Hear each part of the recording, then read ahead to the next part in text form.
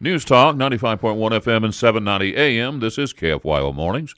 Dave King and Matt Martin at your service here. It is 49 degrees in the city, and as promised on the phone is our Congressman Jodey Arrington. Good morning, Congressman. How are you?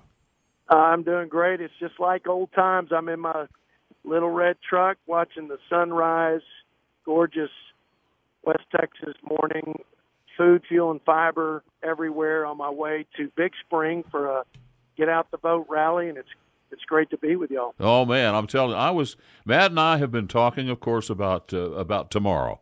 Now, as far as I'm concerned, this is bigger than Christmas Day to me. Yep. I'm like an 8-year-old awaiting Christmas morning. I'm anxious to see what is going to transpire tomorrow. You want to weigh in on your prediction?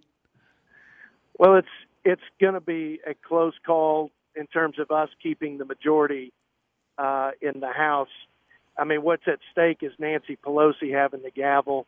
I don't have to tell you what Pelosi's policies, along with Obama, did to our economy, what they've done for our security, and how they've destroyed our health care that is making a comeback, actually. The premiums have gone down for the first time since Obamacare because we're deregulating it, because we repealed the mandate, because we're taking government-controlled care away. A lot more work to be done. But my point is, it's pretty obvious what's happened, and I'm just shocked that we won't have an overwhelming support for Republican majority in the House. We'll be fine in Texas. Cruz is going to win. I'm going to win, God willing, and if the people come out and support us, we're awfully grateful that they have. But it's the suburbs of Atlanta and Philadelphia and other places that aren't like West Texas around this country, and we'll see, but we need everybody energized and everybody out there voting for a safer, stronger future for America. I've got you now.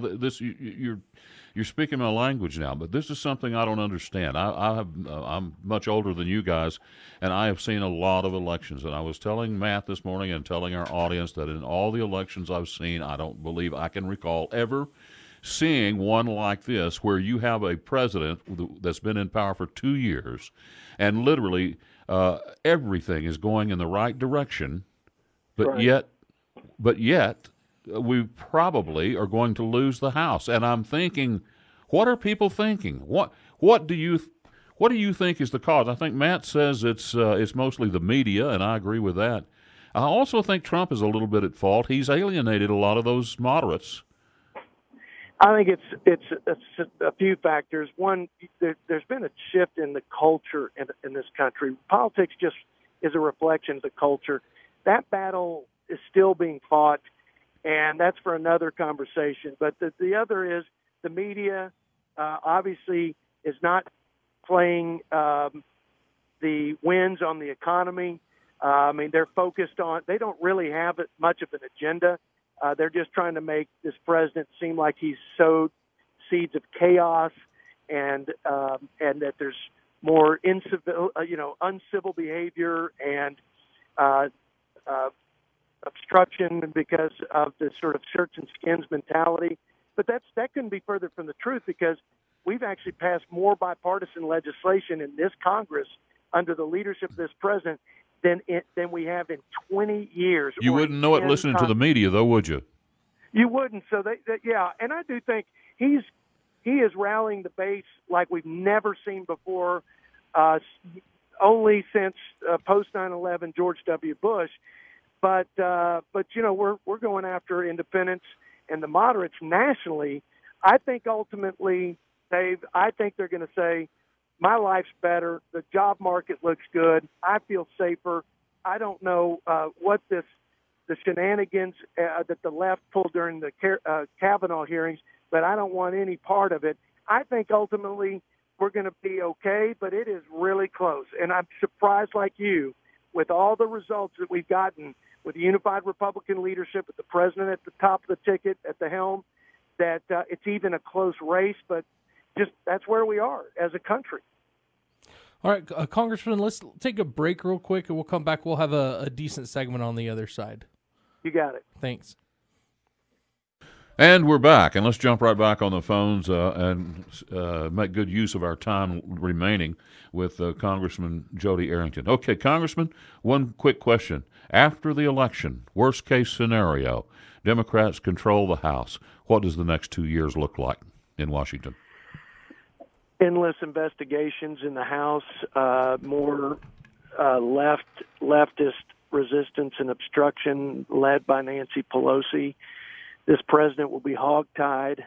All this good work to strengthen our security and to grow this economy and to implement traditional American values like work ethic and our welfare programs and things will come to a screeching halt. And we have a defense on the Senate side because we'll gain some seats over there, which by the way, if we do keep the majority, having 2 or 3 more Republicans in the Senate means, because we were 1 vote short, we passed out of the House the repeal of Obamacare, and we were 1 vote short.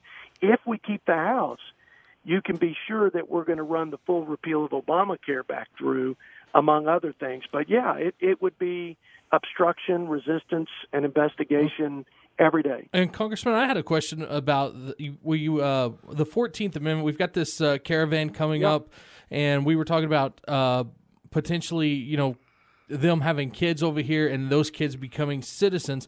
Donald Trump has talked about maybe getting rid of that through executive order.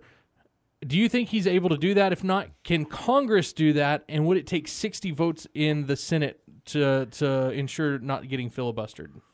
So my position is that the president is just affirming what the Constitution says. I think the activist judges that have precedents today is no different than other precedents that is unconstitutional based on the policy preference of judges, not the Constitution. On the face value, the text says that they have to be born here and subject to the jurisdiction thereof.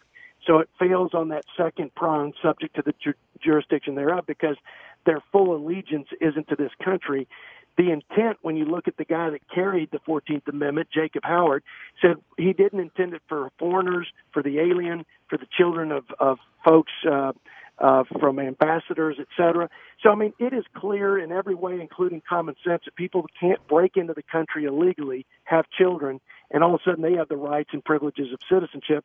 But if we need to, and it would clarify, then I would obviously support passing statutory language that would be more specific. And I know Lindsey Graham has filed that. I support it 100%. I just don't think it's necessary. What I think ought to happen is it goes up to the Supreme Court, and we get this thing. We right the ship on the 14th Amendment. Yeah. Oh, I've got one other quick question. So right now, there was Project Veritas did a whole thing with Beto O'Rourke, and Beto O'Rourke came out and he actually admitted that at least $300 or around $300 was used. They used Visa cards, I guess, and gave them out to a charity. You know more about campaigns than I would. Can a campaign give campaign money to charity, or is that a violation of some kind?